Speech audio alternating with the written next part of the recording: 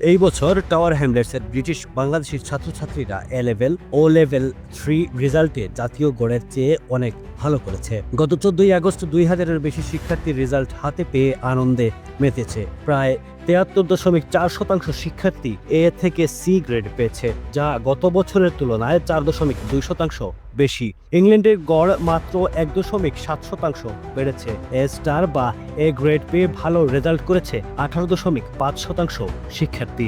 Executive mayor Lutfur Rahman শিক্ষার্থী, শিক্ষক ও স্টাফদের অভিনন্দন জানিয়েছেন। ডেপুটি মেয়র মাইমুম তালুকদার বলেন, শিক্ষার্থীদের মেধা ও পরিশ্রমে তারা গর্বিত।